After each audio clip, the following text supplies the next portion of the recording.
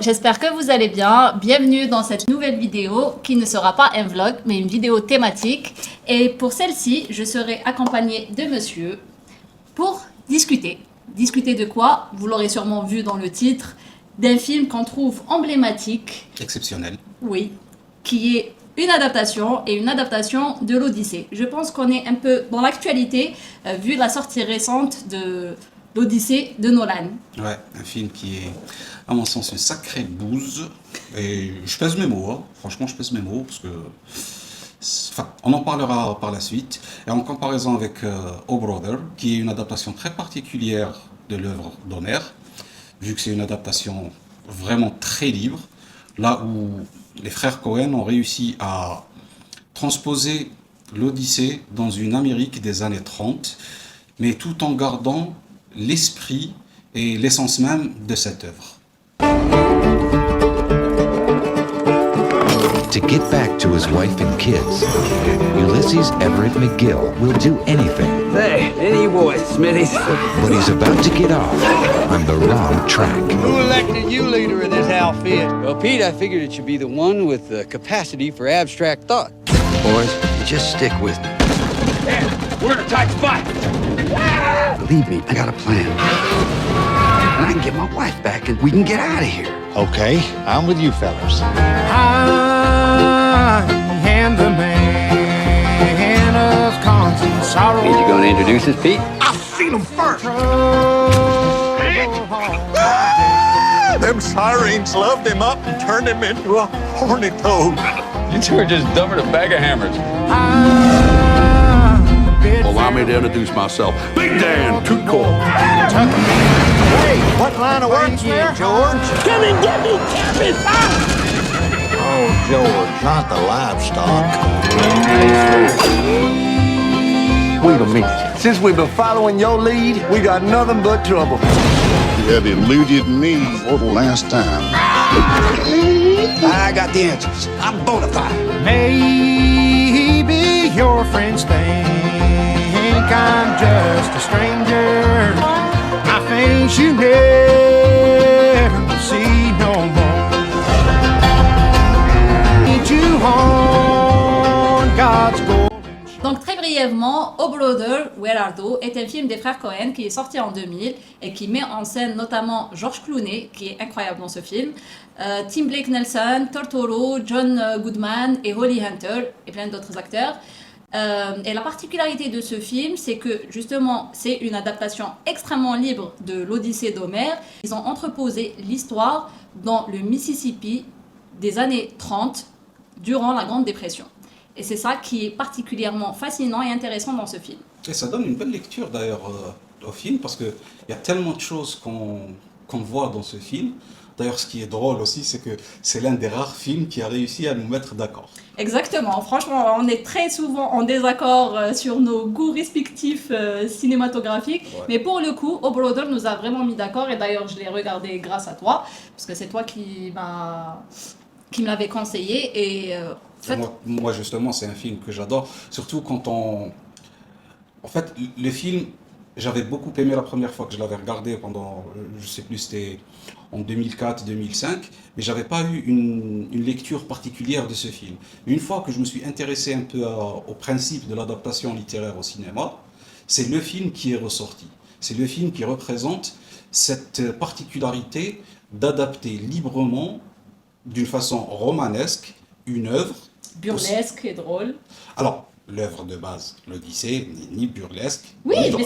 mais C'est la je parle façon. de l'adaptation. Voilà. L'adaptation cinématographique qui est assez absurde, burlesque, mais très significatif. Exactement, parce que, genre, hormis le fait de retranscrire cette Odyssée dans les années 30, dans une Amérique qui est touchée par la Grande Dépression, qui est envahie par le racisme, par une certaine approche de la politique omniprésente à cette époque-là, le fait de choisir cette façon et de rajouter la musique qui accompagne ce récit qui est tourné en une sorte de road movie musical, on n'arrive pas à se positionner si c'est un film, un simple récit, ou bien si c'est un road movie, si c'est une comédie musicale, parce que même la musique, chaque fois qu'ils choisissent d'utiliser une chanson, elle est bien choisie. Elle accompagne vraiment ce qu'on voit à l'image, en gros, et surtout les émotions de ceux qui chantent à ce moment-là. Exactement. Et tu as parlé de l'adaptation, et il est vrai que moi, personnellement, j'avais vraiment un rapport à l'adaptation qui était assez conflictuel, on va dire ça. Je n'arrivais pas justement à me détacher de l'œuvre originale. Et puis bon, la critique de cinéma est entrée dans ma vie, et je suis arrivée justement à me détacher de ce principe. Et je dois avouer que jusqu'à aujourd'hui, elles sont rares les adaptations que je trouve percutantes, dans le sens où si un cinéaste ou une cinéaste a le besoin d'adapter une œuvre littéraire à l'écran, c'est qu'elle a des choses à dire dessus, c'est que ça résonne en lui ou en elle, et qu'il y a une valeur ajoutée, je pense.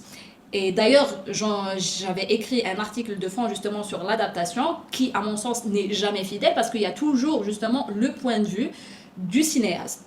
Et dans O Brother, ce que j'ai adoré, et ce qui fait que c'est une adaptation que j'adore, que j'apprécie énormément, c'est que justement il y a cette valeur ajoutée que j'attends très souvent dans une œuvre adaptée. D'ailleurs, ce qui est bien dans O Brother, c'est qu'ils ont quand même réussi à garder l'essence, comme je disais tout à l'heure, l'essence de l'histoire originale plutôt, et ils l'ont transposé. Ils ont déconstruit le récit de l'Odyssée. D'ailleurs, il n'y a pas ils n'ont pas respecté la temporalité et la linéarité du récit. La rencontre avec Tiresias, elle ne se fait pas au milieu du récit. Elle se fait au tout début du film. Ouais, justement, on va revenir justement sur l'intrigue du film. En fait, on va suivre 3 bagnards qui s'évadent. Attention, cette vidéo contient des spoils. Et ces 3 bagnards sont représentés par George Clooney, qui est Everett dans le récit, Everett Ulysse, donc tout de suite on sait qui est Everett. Et ces 2 compagnons, parce qu'en fait ils s'évadent à 3 parce qu'ils sont enchaînés. Donc Everett va user, il va créer tout un stratagème pour les convaincre de le voilà, suivre. exactement, pour les convaincre de le suivre dans son évasion. Et du coup, il est accompagné par Dalmar, qui est interprété par Tim Blake Nelson, et par Pete, qui est interprété par Tortoro. Du coup, on va suivre ce voyage, et petit à petit, on va comprendre quel est réellement l'objectif de Everett, qui, de base, pour convaincre ses compagnons, il leur fait miroiter un trésor qu'il a caché avant d'être chopé. Voilà. Un trésor de 1,2 million de dollars. Voilà. Et du coup, ses compagnons pensent à la richesse qui va s'offrir à eux dans cette évasion, et on finit finalement par savoir... Bon, je pense que pour parler concrètement du film, on ne peut pas ne pas spoiler. Donc, on vous conseille d'aller regarder le film. Tu as déjà spoilé. Pas vraiment. Bah si.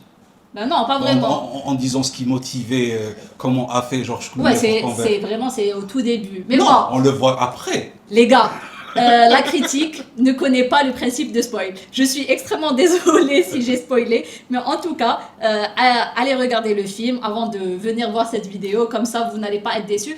Et en soi, je trouve que franchement, ça ne gâche en rien. Exactement, parce que le fait de spoiler le film, ce n'est pas le fait de connaître le déroulement du récit qui est intéressant dans le film. Ce qui est intéressant, c'est comment c'est montré. Exactement. C'est comment c'est amené, les images, les plans sont d'une beauté rarissime. C'est limite une reproduction artistique de peinture.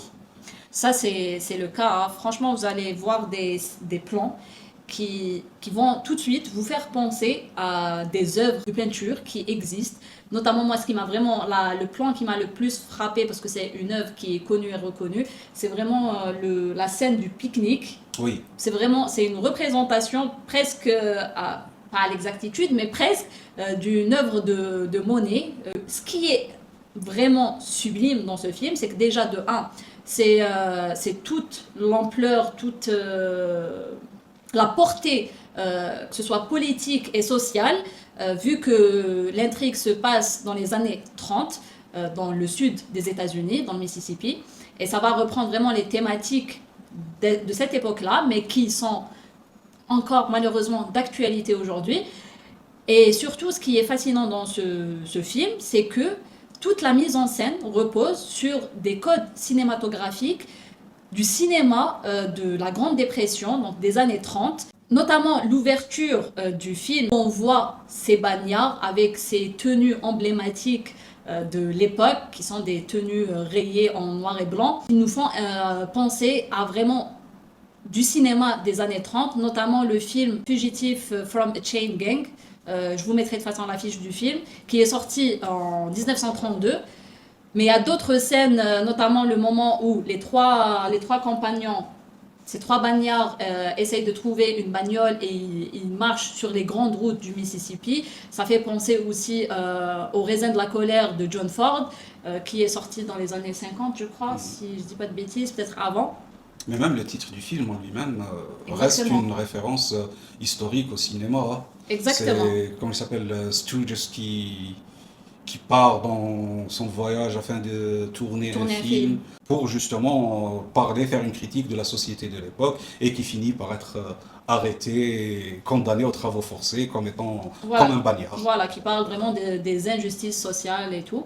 Et c'est ça qui est génial dans ce film, c'est qu'il a une portée et une richesse sur tous les plans. Sur le plan de l'intrigue en elle-même, le scénario, comment il arrive à transposer vraiment les étapes du voyage d'Ulysse dans l'Amérique des années 30. Et sur le plan de la mise en scène où il reprend justement les codes de ce cinéma, du cinéma de l'époque qu'on va suivre dans le film, le fait que justement il va utiliser un élément de mise en scène qui est extrêmement important et qui va nous porter tout du long dans ce film, qui est la musique. La musique, qui est une musique d'époque qui réussit en 2000, genre on est à plus de 60 ans après l'époque de cette musique en question, qui réussit à obtenir un Grammy Awards pour le meilleur album. Ouais. Là où il mélange les styles, la country, le blues, le gospel, le bluegrass, où il ajoute même cette touche des premières années du rhythm and blues. Le premier R&B qui sort, la chanson The Man of Constant Sorrow, c'est une chanson d'époque qui est reprise avec un rythme du rhythm and blues, mais avec des paroles de country. Il mélange deux styles, et cette seule chanson d'ailleurs décrit quand même cette mixité qui est apportée par les personnages du film. C'est ça qui est important, c'est que les frères Cohen ont voulu adapter un mythe en se basant sur une tradition américaine. Ils ont reconstruit, en fait c'est ça, ils ont reconstruit un mythe sur la tradition américaine, sur tous les plans. Mais pas juste, hein, parce que il y a des éléments qui sont tout à fait historiques dans le film. Oui, on va en revenir. Et ce qui est drôle, c'est que les frères Cohen n'ont jamais lu l'Odyssée d'Homère. Ils ont juste lu une adaptation une réécriture en bande dessinée. Voilà, une adaptation graphique. Et le Blake Wilson. Ouais. Blake Wilson qui joue le compagnon un peu bébête, un peu simplé. Il joue le rôle d'Almar. Ironiquement, c'est le seul gars qui a lu l'Odyssée d'Homère et qui a, en vrai, il a fait des études de littérature classique. Donc c'est le seul gars qui s'y connaît vraiment dans cette littérature, mais qui joue le simplet.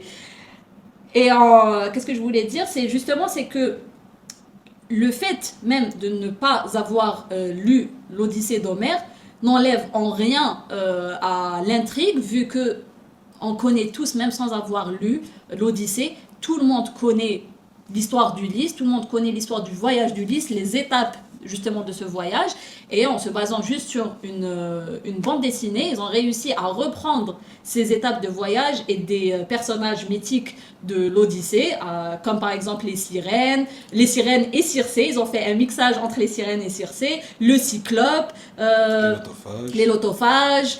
Il y a beaucoup de personnages. Ménélas, Homère. Ils ont intégré Homère dans l'Odyssée. Ils ont intégré Thérésias, qui est le premier personnage qu'on va rencontrer dans le film. Et sans sans avoir forcément lu l'Odyssée, on va les reconnaître. Et ce que je trouve fascinant et le seul élément sur lequel on était un peu en désaccord, c'est sur l'interprétation de ces personnages. Par exemple, il y a la scène qui est je trouve assez emblématique du film, qui est celle de la communauté pastorale avec des chants religieux, etc. Qui vont faire un baptême dans la rivière. Voilà, et nos 3 bagnards, donc Everest, Pete et Dalmar, ils vont rencontrer cette horde religieuse et ils vont être attirés. Et cette horde paroissiale, comme tu dis, pastorale plutôt, elle chante Down to the river to play.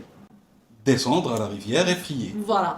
Chaque chanson, en fait, elle décrit ce qu'on est en train de voir, où elle décrit les émotions et les sentiments des personnages qu'ils vivent à ce moment-là.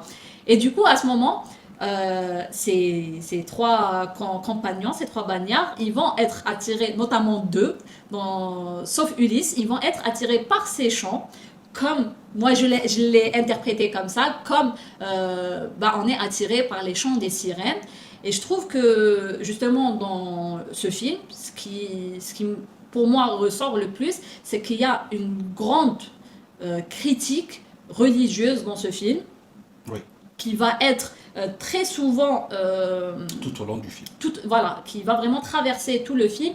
Elle est même dans le titre même du film, qui est le Where Are Thou, qui s'écrit Art Thou, qui est aujourd'hui plus traduit par Where Are You. Mais ce Where Are Thou fait référence justement à une langue paroissiale anglaise. Exactement. D'une certaine époque révolue. Exactement. Et je trouve que dans ce film, en fait, plus on va le décortiquer, plus on va trouver que chaque détail a été vraiment réfléchi. Bien étudié. Exactement. Et c'est pour ça que ce n'est pas juste un film comique ou un film burlesque. C'est vraiment un film qui déjà critique énormément de choses. Je l'ai déjà dit, il y a une forte critique religieuse, mais il y a d'autres critiques, notamment justement de la politique, de la société de l'époque, comment la société a été endoctrinée par la religion justement, et comment la société... Pour des fins politiques. Pour des fins politiques. Pas que, hein, parce que, on rentre dans le spoil un peu quand même. Vous avez été prévenus déjà. La séquence où il capture George Nelson. Ouais. George Nelson, qui est un personnage qui a existé dans l'Amérique de cette époque, qui était un gangster surnommé Babyface Nelson. À un moment donné, à la fin du film, il est capturé, il est condamné à mort, il est conduit à l'échafaud. Enfin, il dit la chaise électrique, parce que à cette époque-là, c'est l'émergence de l'électricité dans le sud américain. Ouais. D'ailleurs, c'est un peu la fin du film, on revient sur ça. Ça retrace des faits historiques de cette époque-là. C'est ça. Et ça retrace justement la tradition américaine sur plusieurs niveaux, notamment... dans cette séquence, justement, les gens qui sont en train d'accompagner Babyface Nelson, il y a une femme à la fin, qu'est-ce qu'elle dit? À mort, tueur de vaches. Oui. C'est un gangster, il a tué des gens, il a braqué des banques, il a fait tellement de crimes, mais il va être condamné parce que c'est un tueur de vaches. Et c'est là qui est le ridicule de cette société américaine du Sud de cette époque-là. Après, est-ce que... Ouais, en fait, c'est vrai, on pourrait l'interpréter de cette manière-là. Ce n'est pas si absurde que ça, je m'explique. Pas si absurde. Non, attends, je m'explique. Parce que, il faut pas oublier, on est dans les années 30, c'est la Grande Dépression. Et le seul moyen de survie de cette population, c'est l'élevage. Donc il a détruit un moyen de survie. Donc ce n'est pas si absurde que ça, en vrai. C'est absurde parce qu'à cette époque-là, il y a eu dans le sud américain où des animaux étaient beaucoup plus sacralisés que la vie humaine. Voler un cheval, à la fin du 19e siècle... c'était des moyens de survie, tu vois. Alors qu'un humain, c'est une bouche en moins. Bon, je dis ça en plaisantant, il ne faut pas non plus... C'est d'où le ridicule de cette époque. Non, oui, je suis d'accord. Mais justement, ça montre à quel point... ces animaux étaient importants pour la survie de ces personnes. Et je dis les animaux, mais ce n'est pas que les animaux, il y a aussi l'agriculture, comme on le voit dans les raisins de la colère, mais tout ça est lié. Mais moi, vraiment, ce que vraiment je retiens de la scène où enfin, il entre en scène le babyface Nelson, c'est que effectivement, il renverse des vaches. Mais il faut bien le dire que justement les frères Cohen n'ont pas buté de vaches dans ce film parce qu'ils ont reçu, ça c'est une fun fact, ils ont reçu la Ligue de protection des animaux par rapport à vraiment à la scène à la fin du film où on voit une vache qui est sur le toit d'une maison. Qui est sur le toit d'une maison et on sait... Et c'est cette scène-là qui a mené la Ligue de défense des droits des animaux à attaquer les frères Cohen. Parce qu'il faut le mentionner, en 2000, les gars maîtrisaient la 3D. Oui. C'était tellement bien fait que justement, ils ont reçu une plainte de la Ligue de Pour défense des l'époque, animaux. c'était bien fait parce que là, aujourd'hui, quand on regarde le film, quand même, on voit parfaitement. Oui, aujourd'hui, on le voit, j'avoue, mais même les Seigneurs des Anneaux, aujourd'hui, ça a mal vieilli. Là, ça va. Tu vas te prendre les fous, les femmes, les la 3D, seigneurs des anneaux. excuse-moi, c'est la 3D ou c'est juste... Ça dépend. Il y a de l'animatrix, il y a de la 3D, il y a beaucoup de techniques. Ouais, c'est très visible. J'adore le Seigneur des Anneaux. Ouais. Arrête de me faire passer pour qui je ne suis pas. Ce que je voulais dire justement, c'est que au moment où Babyface Nelson entre en scène, c'est le gangster. Déjà là, à ce moment-là, les Cohen, ils reprennent aussi les codes du gangster du cinéma des années 30. Avec un personnage historique, parce que justement, tout le film va traverser des faits réels, historiques, mais aussi des personnages historiques, notamment Babyface Nelson, qui a véritablement existé, qui était un gangster connu. Papy O'Daniel. Papy O'Daniel, qui est un gouverneur qui se représente et qui se retrouve face à Homer. Voilà, qui se fait défoncer par Homer, parce que Homer va user aussi de stratagèmes de manipulation. Oui. Il va utiliser justement la religion. Utiliser la religion, et c'est lui qui a l'idée à la base d'utiliser la musique pour fédérer les gens. Exactement. O'Daniel, qui était animateur de radio et qui va tellement recevoir des lettres de ses fans qu'il va se présenter pour devenir gouverneur du Texas. Ouais. Donc il reprend aussi ce personnage historique. Mais surtout Tommy Johnson.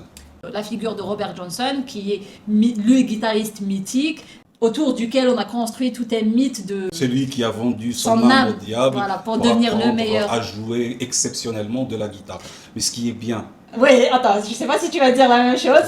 Vas-y, je te laisse. Ce qui est génial, c'est que, justement, bon là, on saute un peu du coq à l'âne. C'est qu'au moment où, justement, nos trois bannières vont faire la rencontre de Tommy, qui est justement ce guitariste mythique, et il va leur dire « j'ai rencontré le diable ». Et c'est Dalma qui lui pose la question « et vu que tu as rencontré le diable, à quoi il ressemble ?» Et du coup, là, Everett, parce que Everett, il reprend vraiment les codes d'Ulysse, c'est un beau parleur. Et cultivé, il sait manier le verbe. Voilà, exactement. Et du coup, il prend la parole et dit c'est sûrement... le diable, il est rouge. Il est rouge avec des cornes, etc. Voilà. Et Tommy lui dit non. Eh bien, le diable, c'est un blanc. Il est aussi blanc que vous. Et c'est ça, c'est vraiment le film, il porte vraiment un message contre anti-racisme. Et ça vient au moment où ils arrivent à la radio pour enregistrer. Oui. La séquence mythique dans l'Odyssée où Ulysse, il use avec le cyclope et il utilise cette phrase mythique « je m'appelle personne », c'est repris d'une autre manière au moment de l'enregistrement. Exactement. Le DJ, celui qui va leur faire enregistrer le disque, parce que quand il rencontre Tommy, il leur dit qu'il va partir dans cette radio où il y a un gars qui les paye $10 pour chanter dans une boîte. Sachant que $10 à cette époque-là, c'est vraiment une grosse somme. Oui. Et quand ils arrivent, ils se présentent et tout, qu'ils ont été baignés dans la musique traditionnelle américaine, lui, le DJ leur demande s'ils sont des Noirs. Parce qu'il ne veut pas enregistrer de la musique de Noirs. Ce n'est pas le mot qu'il utilise, il utilise le mot en N, très réputé, très répandu à cette époque-là. Alors moi, j'ai mal compris. Moi, j'avais compris que justement, il leur demandait s'ils étaient des personnes de couleur, parce Au- qu'à ce moment-là, c'est la musique qui fonctionne. Non, ils leur demandent s'ils sont des noirs, ils leur disent oui, nous sommes tous des noirs, sauf notre accompagnateur. Et il y a toujours cette difficulté de prononcer le terme accompagnateur tout au long du film. Tous les personnages qui vont parler du guitariste disent guitariste. Puis, Ah ouais? Oui. J'avais pas T'as pas fait attention à ça. non. Donc il leur dit ça, après il leur dit eh ben non, moi j'enregistre pas de musique de noir. D'accord. Alors, Ah, ok. et après ça, c'est là qu'il leur dit moi je veux des bonnes chansons, des bonnes vieilles chansons de chez nous, Ah les ouais. blancs. Et c'est là qu'il change en lui disant bah en fait, c'est Pete d'ailleurs qui reprend, il leur dit bah en fait, on est blanc, sauf notre guitariste qui est noir.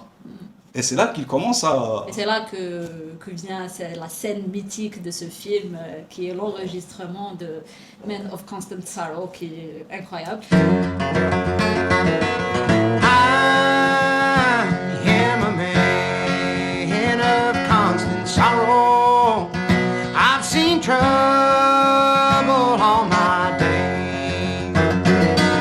I bid farewell to old Kentucky, the place where I was born and raised, the place where he was born and raised. For 6 long years I've been in trouble, no pleasure here on earth I found.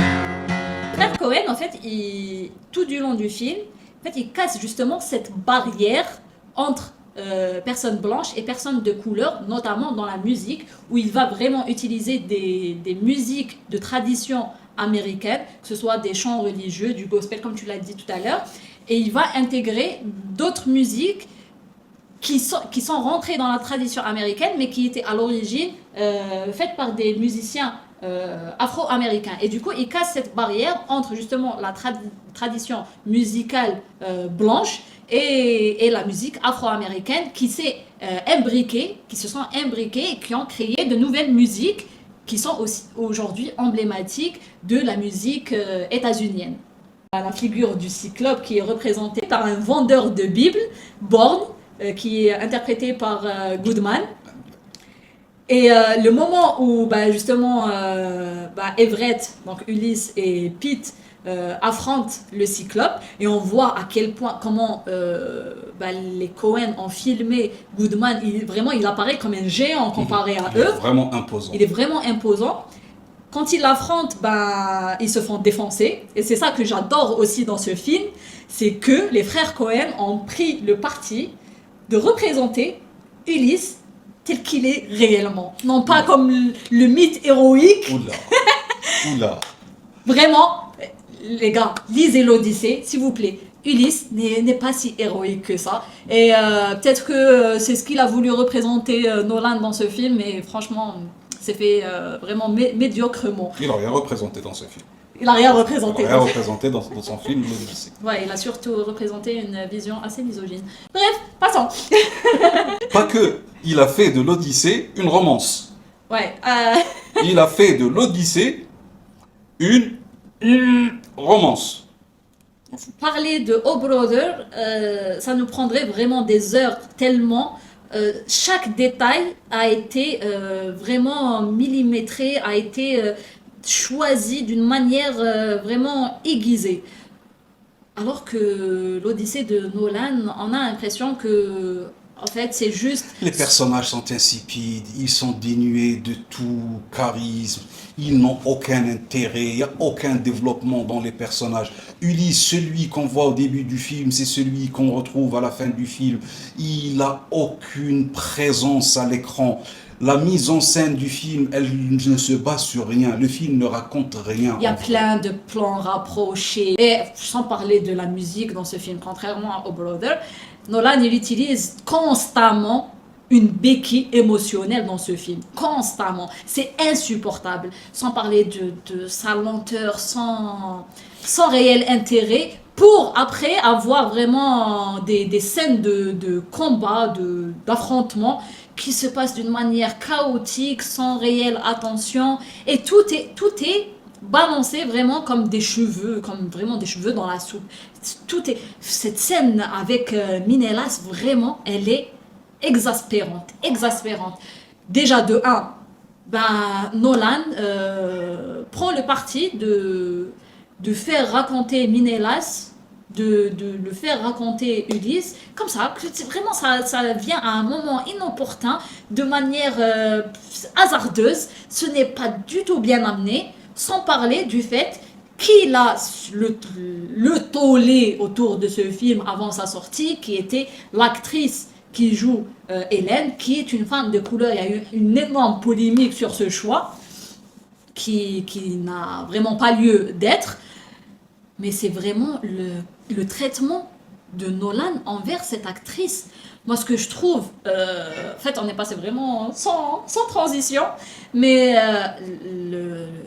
il a choisi une actrice noire pour La traiter en esclave. pour voilà, lui donner un traitement d'esclave. Comment Minelas traite Hélène dans ce film, c'est vraiment dégueulasse. Alors que ce n'est pas le cas. Concrètement, ce n'est pas le cas. Ouais.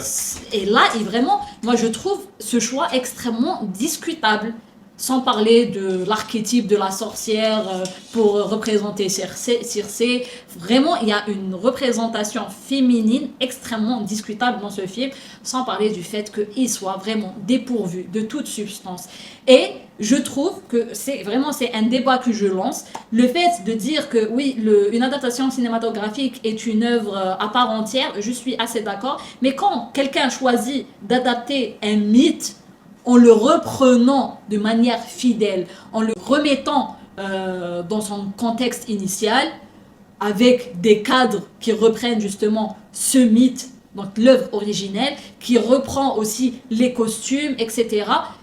Je ne peux pas ne pas poser cette question. Quel a été le besoin de Nolan d'adapter l'Odyssée en l'adaptant fidèlement d'un point de vue scénaristique, et même si on se réfère pas à l'œuvre originelle, il y a rien qui est apporté. C'est ça le truc. Moi, je suis prêt à oublier l'Odyssée, je suis prêt à oublier tout ce qui concerne l'Odyssée, si dans ton film, tu me donnes quelque chose. Si dans ton film, tu me parles, tu me racontes en me montrant quelque chose. Tout le passage avec le Cyclope, qu'il soit là ou qu'il ne soit pas là, il n'a aucun sens. Sans parler du fait que le Cyclope dans ce film, qu'est-ce qu'il est moche, qu'est-ce qu'il est affreux. C'est un Gollum remasterisé. Voilà. Vraiment, il est ignoble. Et Gollum, il a beaucoup plus de consistance. De fond, oui. Parce que quand on reprend l'Odyssée, il y a quand même une partie qui est essentielle dans le passage chez le Cyclope. C'est le dialogue entre Ulysse et le Cyclope. Oui, c'est ce qui démontre justement la ruse Pas que. d'Ulysse. Parce que c'est ce qui donne la représentation du Cyclope. Le Cyclope dans l'Odyssée représente quelque chose de très particulier. C'est la force sans loi. Le Cyclope, c'est quelqu'un qui est fort.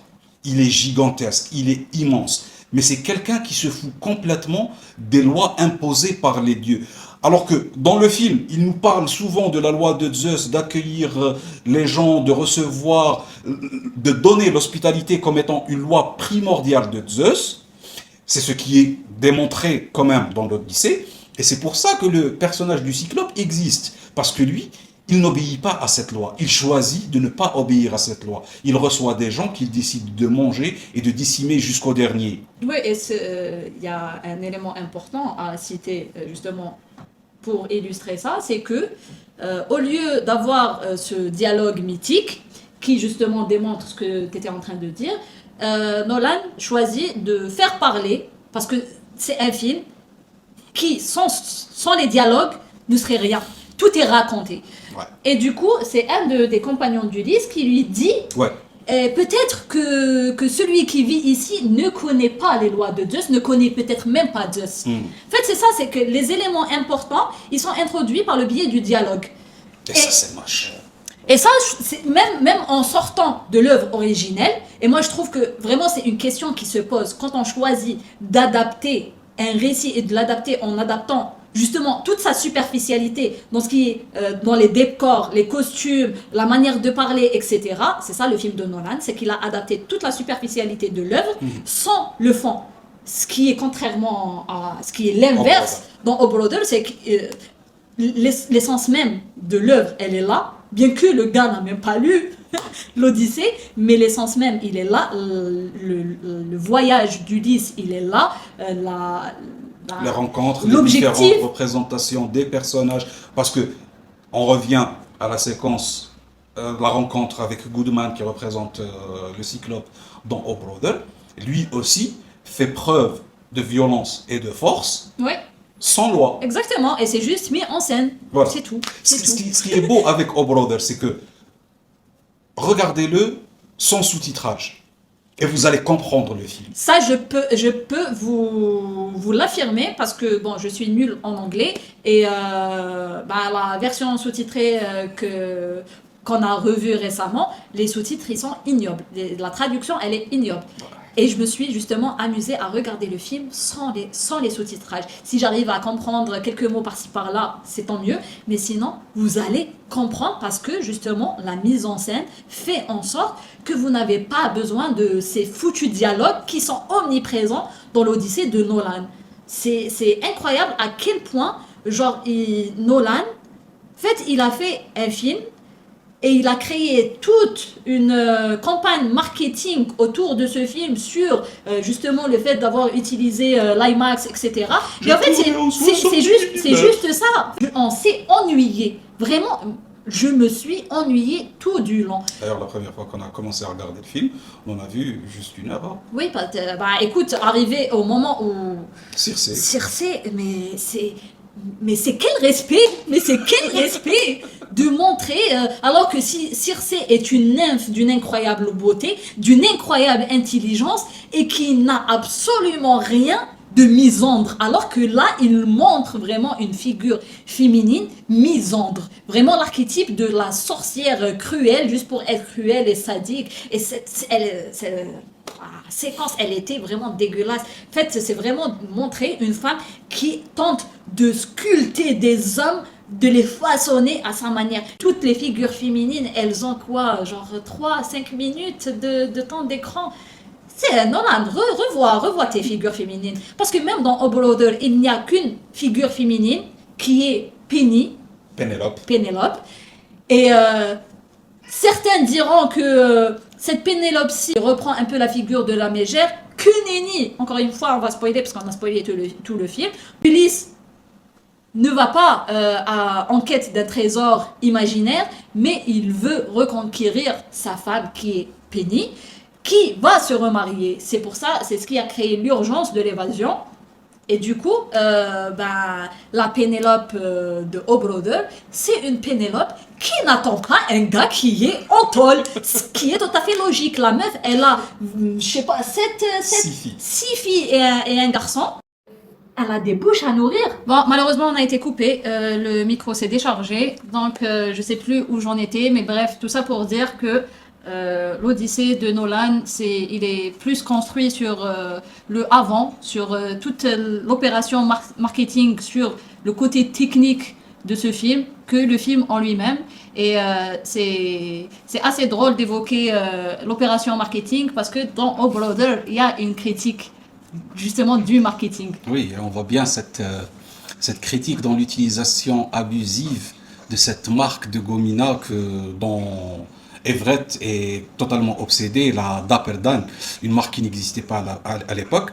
Mais justement, cette marque qui a été créée par les frères Cohen pour le film, et d'ailleurs qui a fini par exister par la suite, Ouais, tellement ça a eu une énorme portée, cette marque, cette obsession, elle est là pour quand même un peu démontrer, critiquer la surconsommation, ce qui est assez clair, mais aussi cette identification qui est un peu irrationnelle du consommateur envers une seule marque.